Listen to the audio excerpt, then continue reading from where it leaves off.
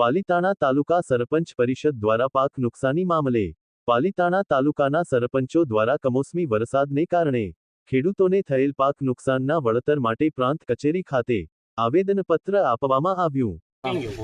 जगदीश राठौड़ प्रमुख पालीताणा सरपंच यूनियन परिषद। आज आप आवेदन पत्र दिया हशे कलेक्टर के शुं आपनी रजूआत छे, शुं आपनी मांग छे? અમારી કલેક્ટર સાહેબને અને સરકારશ્રીને માટે એટલી રજૂઆત છે કે આજે સર્વે કરવાનો આવે છે। અત્યારે ગુજરાતની અંદર અતિવૃષ્ટિ થઈ છે તો ખેડૂતોના પાકને ખૂબ નુકસાન થયું છે। ખેતીવાડીની અંદર અત્યારે જવાયને એવી સ્થિતિ છે, ખેડૂતના દીકરાઓને ખબર છે। તો સરકારે અત્યારે એવું કીધું ભાઈ 7 દિવસની અંદર આ સર્વે કરી અને પાક નુકસાનીનું વળતર સરકાર ચૂકવશે। તો અમારું સરકારશ્રીને એટલું કહેવાનું છે કે અત્યારે ખેતીવાડીની અંદર સંપૂર્ણપણે પાક નુકસાન થયો છે।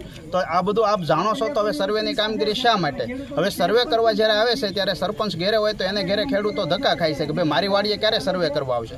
સર્વે કરવા જાય છે તો એ સર્વર ડાઉન છે, ફોટા ડાઉન થતા નથી, અંદર અપલોડ થતા નથી, તો ખેડૂતો હેરાન થાય છે। તો સરકારશ્રીને એટલી જ નમ્ર વિનંતી છે કે આપને જો આ બધી જાણ છે કે ખેતીની અંદર એટલા પ્રમાણમાં નુકસાન ગયું છે અને 100% પાક નિષ્ફળ જ ગયા છે, કદાચ 2 થી 3% ખેડૂતો અગાઉ જે કાંઈ હોય એ પાકને લીધો હશે, બાકીનો તમામ સંપૂર્ણ પાક છે નુકસાનીની અંદર છે।